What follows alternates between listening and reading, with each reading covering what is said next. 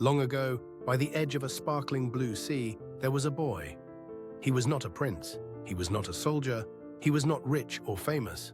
He was just a boy with a small lunch packed by someone who loved him. Inside a simple cloth bag were 5 small loaves of bread and 2 little fish. It was not much, but it was all he had for the day. The boy did not know that this ordinary day would become extraordinary. He did not know that his small lunch would teach the world something beautiful about God. But God knew. God always knows. Far away, Jesus was teaching. Crowds of people followed him everywhere he went. They walked for miles just to hear him speak. They left their homes and their work because something about Jesus made them feel hope. Something about his words made broken hearts feel like they could heal. On this particular day, thousands of people gathered. Men, women, children, grandparents. They climbed the hillside to sit and listen. The sun was warm. The grass was green, and Jesus taught them about God's love. Hours passed. The people were so captivated by Jesus that they forgot about time. They forgot about their responsibilities waiting at home. They even forgot about food. But Jesus did not forget. Jesus never forgets about our needs. Jesus looked at the enormous crowd and felt compassion. His heart was moved with love for them. He turned to his disciples and said something that seemed impossible. He said, "You give them something to eat." The disciples were confused. They looked at the thousands of faces covering the hillside. They looked at each other with worry in their eyes. One disciple named Philip did some quick math in his head. He said, "Even if we had 8 months of wages, it would not be enough to buy bread for each person to have just a bite." Philip was thinking about what they did not have. He was focused on the problem being too big. He was looking at human limitations instead of God's possibilities. Sometimes we do the same thing. We see our problems and think they are too big for God. We see what we lack instead of what God can do. Another disciple named Andrew noticed something. He saw the boy with the lunch. Andrew walked over and spoke to him. The boy could have said no. He could have hidden his lunch and kept it for himself. After all, it was his food. He was probably hungry too, but something in the boy's heart was different. Something in him wanted to share. Andrew brought the boy to Jesus. He said, "There is a boy here who has 5 barley loaves and 2 fish. But what are they among so many people?" Andrew's words showed doubt mixed with hope. He found something to offer, but he could not see how it would be enough. The boy stood before Jesus. In his hands was everything he had. It looked so small. It looked so insignificant.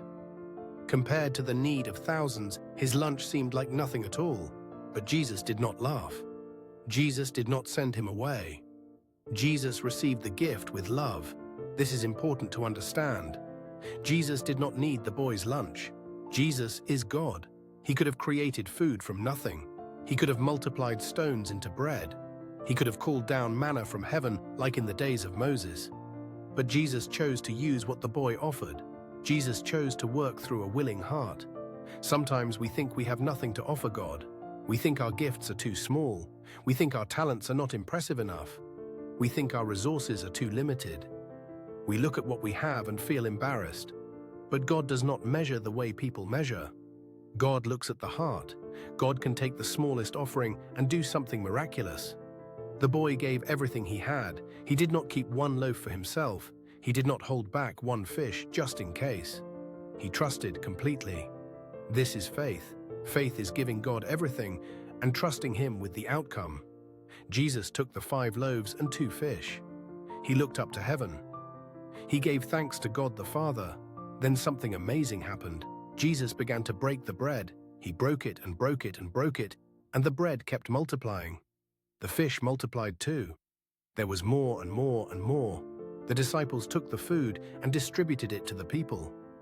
They walked through the crowd, giving everyone as much as they wanted, not just a little bite, not just enough to stop the hunger pains, as much as they wanted. The bread kept coming. The fish kept coming. It was abundance beyond imagination. Can you picture it? Thousands of people eating, children laughing, families sharing a meal together, strangers sitting side by side, experiencing a miracle. The boy watching in amazement as his small lunch fed an entire multitude. This was not just about food. This was about God's generous heart. Everyone ate until they were satisfied. Their stomachs were full. Their hearts were full too. They had witnessed something impossible become possible.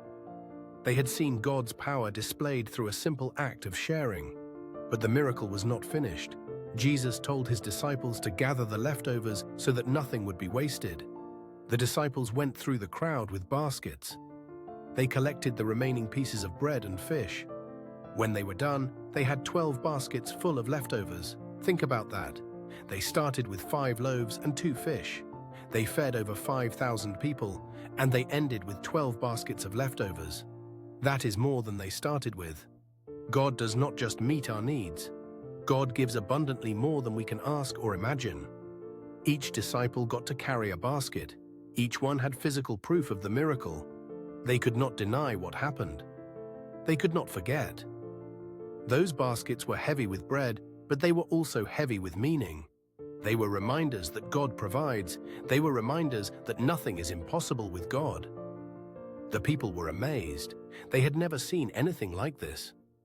They began to say, "Surely this is the prophet who is to come into the world." They recognized that Jesus was special. They recognized that God was with him. Some wanted to make him king right then and there, but Jesus withdrew. He went up on the mountain by himself. Jesus did not perform miracles to become famous. He did not multiply bread to gain political power. Jesus performed miracles to show God's love. Jesus performed miracles to teach spiritual truths. And this miracle taught many lessons. The first lesson is about God's compassion. Jesus saw the people and he cared about their physical needs.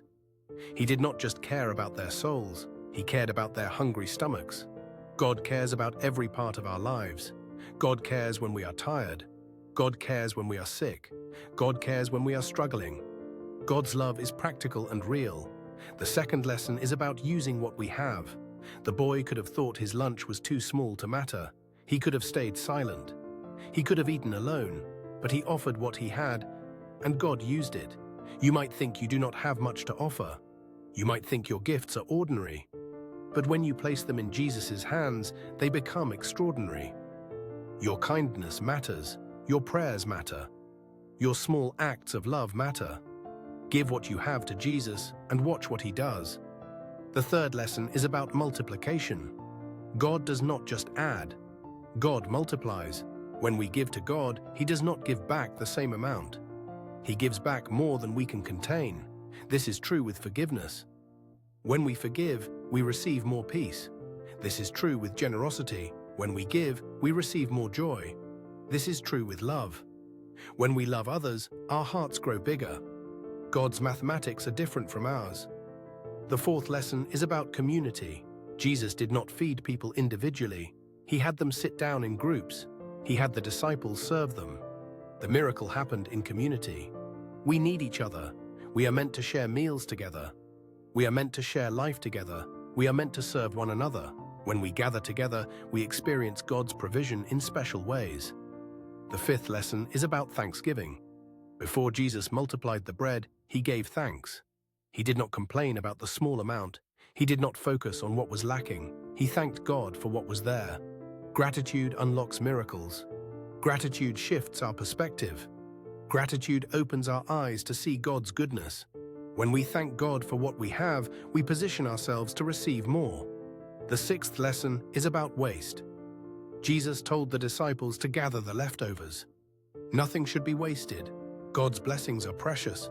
We should be good stewards of what God gives us. We should not be wasteful with food, with money, with time, with opportunities, or with relationships. Everything is a gift from God and should be treated with care and respect. The seventh lesson is about Jesus himself. This miracle pointed to who Jesus really is. Jesus is the bread of life. Just as physical bread sustains our physical bodies, Jesus sustains our souls. We need Jesus every day. We need his words. We need his presence. We need his love. Without Jesus, we are spiritually hungry. With Jesus, we are satisfied. Later, Jesus would tell the crowds, "I am the bread of life. Whoever comes to me will never go hungry, and whoever believes in me will never be thirsty." The miracle of the loaves and fish was a picture of a deeper truth. Jesus offers himself to us. Jesus fills the emptiness inside us. Jesus satisfies the deepest longings of our hearts. The boy went home that day changed. He had seen his small lunch become a feast for thousands. He had learned that nothing is too small for God to use. He had learned that generosity leads to miracles. He had learned that Jesus is trustworthy. These lessons stayed with him forever. The disciples went home that day changed too. They had doubted. They had focused on limitations. But they witnessed God's power. They carried baskets full of proof.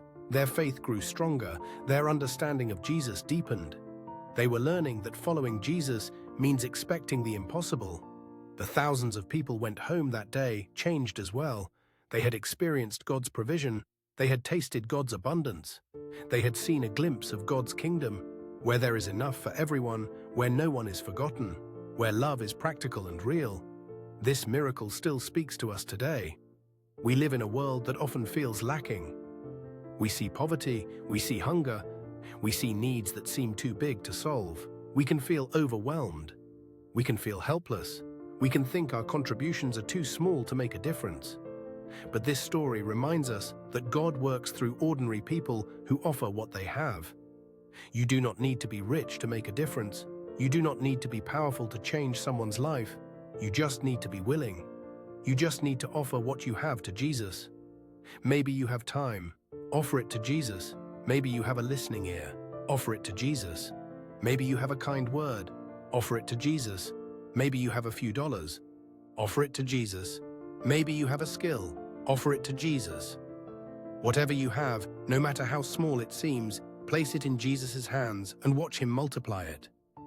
This story also reminds us that Jesus cares about our physical needs. Sometimes we think God only cares about spiritual things. We think God only cares about prayer and church and Bible reading. But Jesus fed hungry people. Jesus healed sick people. Jesus wept with grieving people. Jesus cares about all of you. Bring your physical needs to Jesus. Bring your financial worries to Jesus. Bring your health concerns to Jesus. Bring your practical problems to Jesus. He cares about every detail of your life. This story reminds us to live with gratitude. The boy could have complained that his lunch was small. Jesus could have complained that the need was great. But instead, there was thanksgiving. There was gratitude for what was present rather than anxiety about what was absent. When we choose gratitude, we choose to see with God's eyes. We choose to trust God's provision. We choose to believe that God is good even when circumstances are hard. This story reminds us that God's provision is abundant. God does not give us just enough to survive. God gives us enough to thrive. God gives us leftovers. God gives us overflow. God's generosity exceeds our expectations. We serve a God of more than enough.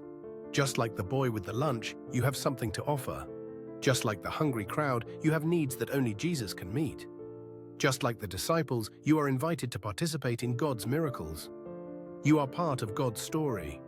God sees you. God knows what you have. God knows what you need. God has not forgotten you. Offer what you have to Jesus. Trust him with your needs. Believe that he can do more than you imagine. You are not too small. Your gifts are not too ordinary. Your offering is not too insignificant. In Jesus' hands, everything becomes enough. In Jesus' hands, miracles happen. In Jesus' hands, thousands are fed, and there are still leftovers. Dear Jesus, thank you for being the bread of life. Thank you for caring about all our needs. Help us offer what we have with generous hearts. Help us trust you with the impossible. Help us remember that you are the God of more than enough. Amen.